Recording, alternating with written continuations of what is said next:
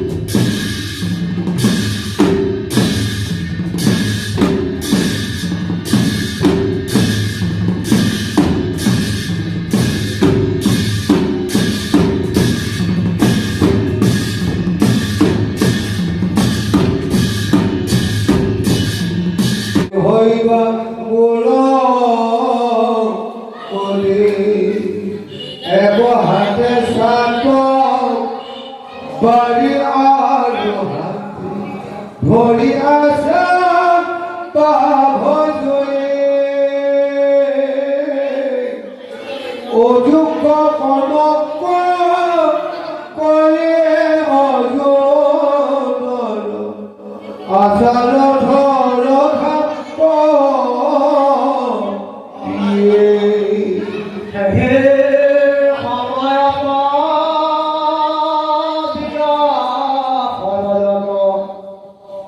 যোদ্ধন হৈ সন্মুখ তোমাৰ পদ্ম ভেটিয়া পঞ্চশে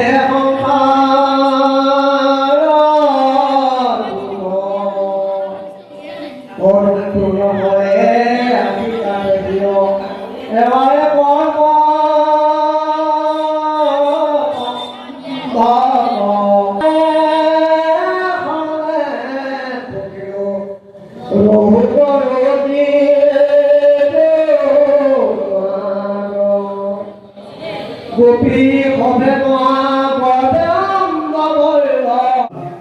মৈত্ৰে অৱদতি শনিও বিদুৰ ভৈলা নৰ নাৰায়ণ যাৰ জগত কমছে জগত লভিলা মোহ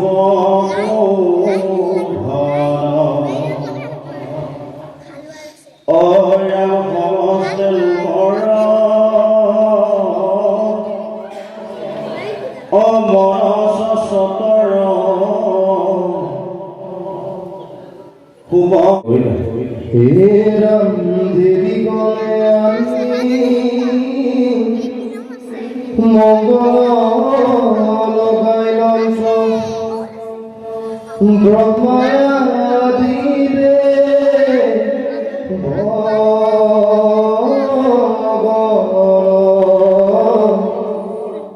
ইহি হন্তে আখি অহন্ত কথা কৃষ্ণে গুপ্ত কৰি নাহিকে উপায় সখী সৎসংগত কৰি মোক পোৱা ৰাস্তা সৎসংগৰ বাহিৰে আৰু বেলেগত নাই। আজি যেনেকে ভকত বৈষ্ণৱৰ লগত ভাগৱত শুনিছে বা কীৰ্তন কৰিছে, ইয়াতকে আৰু ভাল মুক্তি পোৱা ৰাস্তা আৰু ক'তো নাই। শ্ৰৱণ কীৰ্তন মুক্তিৰ শ্ৰৱণ কৰি আছে আমাৰ পাঠকসকলে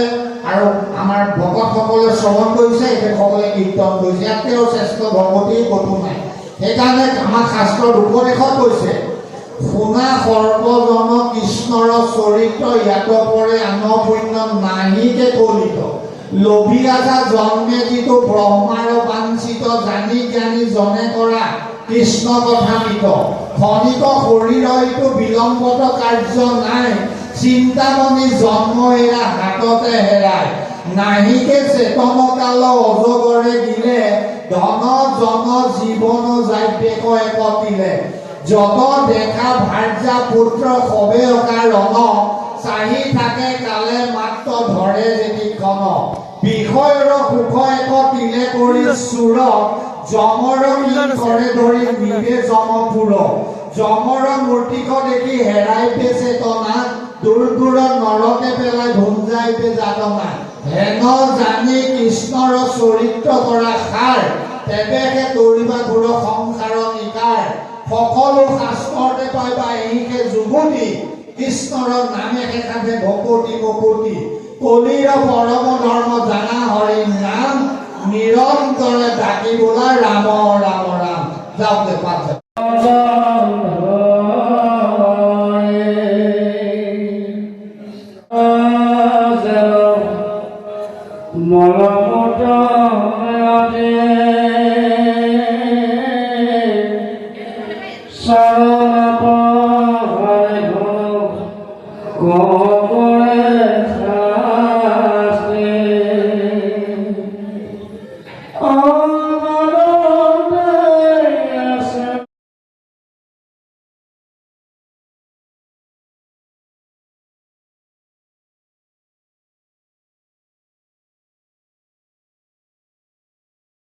শিৱই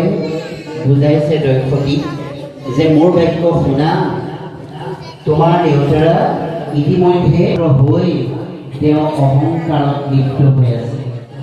আৰু যদিও তুমি জ্যেষ্ঠ আৰু শ্ৰেষ্ঠ দুহিতা প্ৰধান কিন্তু দেউতাৰাই নিমন্ত্ৰণ কৰা এই নকৰা বিষয়টো তুমি বুজি পোৱা নাইনে তোমাৰ দেউতাৰে ঘৰত ইমান ডাঙৰ এটা যজ্ঞৰ আয়োজন কৰিছে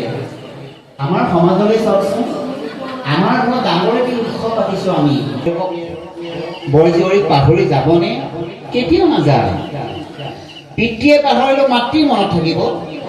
হয়নে কিন্তু নুশুনি দক্ষৰ সেই যজ্ঞত নিজৰ জীৱন জলাঞ্জলি দিবলগীয়া হৈছে আমি সকলোৱে তেওঁ সোণৰ হৰিণৰ প্ৰয়োজন হয় সোণৰ হৰিণটো ক'ৰবাত আছেনে প্ৰভু চাওকচোন কিন্তু কিয় সেই